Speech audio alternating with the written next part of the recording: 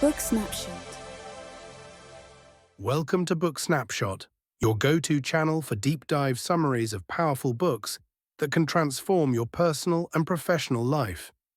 Today we're exploring The Art of Explanation by Ros Atkins, a communication masterclass that can help you become clear, concise, and compelling in everything you say and write. Let's dive in. We live in an attention-starved world, in a sea of noise, overloaded inboxes, social media chatter, non-stop meetings. Being understood is rare, but powerful. Ros Atkins, the BBC journalist behind some of the internet's most watched explainer videos, argues that how well you explain things determines how far your ideas go, and even how successful your career can be. Whether you're a teacher, marketer, startup founder, manager, or student, you'll benefit from this book.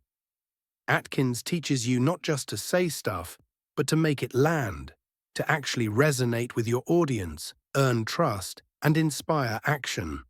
Ros starts by identifying a widespread issue. We are all explaining things all the time, but most of us aren't very good at it. The result? Confusion, frustration, missed opportunities. He shares examples from politics, the pandemic, and his own BBC career where unclear messaging had real-world consequences.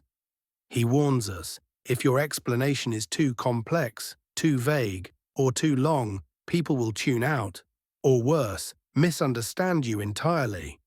Key takeaway: being smart doesn't mean sounding complicated. It means being clear. At the core of the book is what Ros calls the explanation toolkit, built on 5 foundational elements.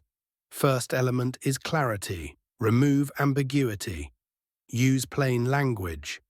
Make your message easy to grasp. Second element is structure. Organize your message. Think, setup, development, conclusion. Third element is relevance. Tailor your explanation to what your audience actually needs to know. Fourth element is brevity. Keep it tight. Respect attention spans. And the fifth element is confidence. Deliver it with certainty and presence, whether in person or on camera. Ros uses real BBC case studies, like how he distilled years of Brexit chaos into 5-minute videos, to show how these principles create laser-sharp messaging. Here's a hard truth. If your audience doesn't get it, the failure is yours, not theirs. Atkins explains how critical it is to put yourself in the listener's shoes. What's their level of knowledge? What are they expecting? What's the best way to help them understand? He provides tactics for audience analysis, how to tailor the same idea differently for investors, employees, kids, or a general public audience. Now the book turns practical. How do you write and speak with clarity? You'll learn, first technique, how to open with impact and get straight to the point. Ros argues, your opening sets the tone for whether someone will stick with you or tune out. Don't waste time warming up. Get to the point, fast. Instead of, today I'm going to talk about the importance of climate change and various ways it's affecting us globally. Try second technique. Why active voice beats passive voice? Ros suggests using a ladder of understanding, a method to guide your listener from what they already know to what they don't. Here's a simple 3-part format. Start with the familiar anchor, your explanation in something your audience already understands. Introduce the new idea. Build slowly. Don't assume prior knowledge. Connect it back to their world. Why should this matter to them? How does it relate to something they care about? Third technique, how to chunk complex info into bite-sized logical steps. One of the hardest things to do is respect your audience's intelligence while still making your message easy to digest. Ros shows how to do both. Strategies. Use plain language. Avoid jargon unless it's essential. Break ideas into steps. Don't throw everything at once. Guide them sequentially. Define terms. Simply, This is due to quantitative easing. That's when a central bank creates more money to encourage spending. Use analogies and metaphors. Think of the internet like a highway system. The data packets are cars, the cables are the roads. Ros emphasizes, it's not about dumbing things down, it's about making the complex approachable. Fourth technique, how much detail is too much? Ask yourself, does this fact support my main point? Will the audience still understand the message if I cut this detail? Would this information raise more questions than it answers right now? Ros calls this the clarity filter. If a detail distracts, complicates, or shifts focus, it goes. Pro tip, if your audience wants more detail, they'll ask. Focus first on making the core point unmissable. Fifth technique, how should you use visuals? Whether it's a slide deck, a graph, or even a whiteboard, visuals can enhance or destroy clarity depending on how they're used. Ros's visual rules, one message per visual. No wall of text. If your audience is reading, they're not listening. Visuals should reinforce, not compete with your explanation. Highlight what matters, don't show everything at once. Example, when explaining COVID case spikes on BBC, Ros used clean graphs with color-coded peaks and arrows showing what changed and why. Never too much at once. Ros shares his own method for scripting BBC explainers. Start by writing your main message in one sentence. Ask, what does someone need to understand first to get that message? Build your explanation like a story, with a beginning, middle, and end. Read it aloud. If it sounds confusing, it is. Rewrite. Final reminders from this chapter. Clarity is a craft. Don't wing it, build it. Less is more. Make every word earn its place. Structure is your friend. It makes the difference between a mess and a message. You've crafted a brilliant explanation. It's tight, clear, and well-structured. But here's the reality Ros Atkins brings home in this chapter. A perfect explanation can still fall flat if your delivery lacks authority. Ros emphasizes something crucial. How you sound affects whether people trust what you say. And the good news, you don't need to be a naturally confident speaker. Confidence can be learned, prepared, and practiced. Let's unpack the essential techniques from this chapter. Presence. Performance. Ros makes the case that your presence, how grounded, calm, and focused you appear, is more important than how dramatic or entertaining you are.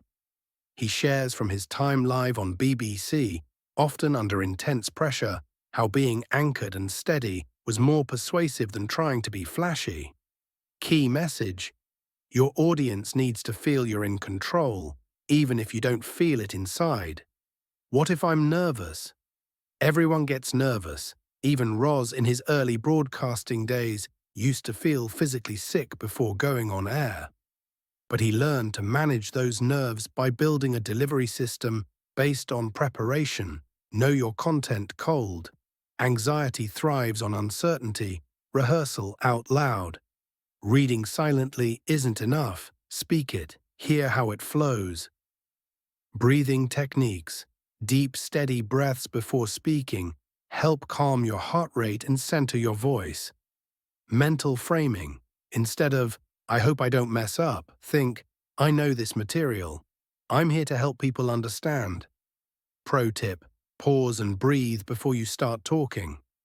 Silence at the beginning feels powerful, not awkward. How to sound confident, even if you don't feel it.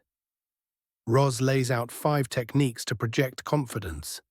Speak slowly and clearly. Rushed speech signals insecurity. Clarity signals control. Eliminate fillers. Avoid like, you know. They undermine authority. Control your pitch. Keep your tone steady.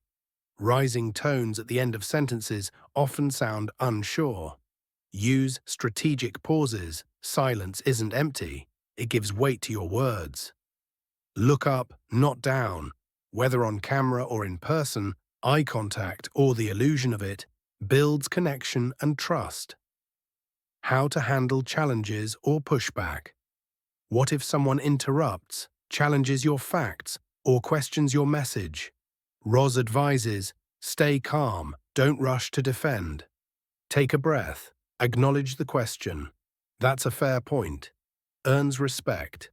Return to your structure. Don't get derailed. Reground in your key message. His motto, don't argue to win, explain to clarify. Here's where Ros shifts from tactics to habit building. Because clarity isn't something you achieve once, it's something you practice continually. He introduces what he calls the clarity loop, a four-part system he's used throughout his career to continuously sharpen his explanations. The clarity loop. 4 steps are 1 draft start with your core message.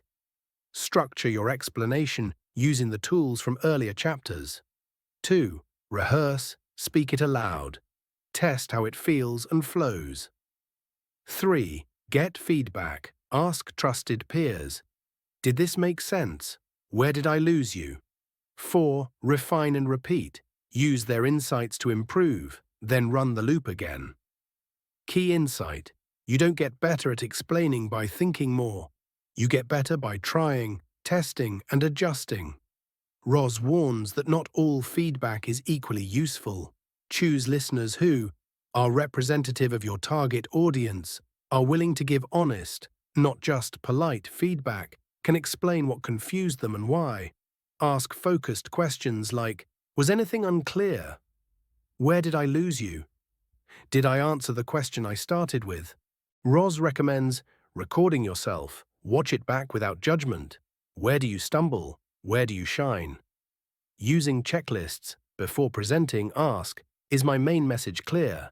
Is my structure logical? Is my delivery confident? Do I know what my audience really needs to hear? Timing yourself. If your explanation takes too long, you may be adding too much detail. Try shortening it without losing meaning. When you apply the clarity loop consistently, 3 big things happen. Your confidence grows because you've tested what works. Your reputation improves. People know you're someone who can explain. Your influence expands because people understand and trust you. Ros's final message in this chapter is simple but profound. Explanations don't change the world, but they're how we communicate the ideas that do. Thanks for listening to this book of The Art of Explanation by Ros Atkins. We hope this summary helps you speak with more clarity, confidence, and impact. Whether you're pitching an idea, leading a team, or just trying to be understood. What do you struggle with most when explaining something? Drop a comment below. And don't forget to subscribe to Book Snapshot for more deep dives into books that sharpen your mind and elevate your voice.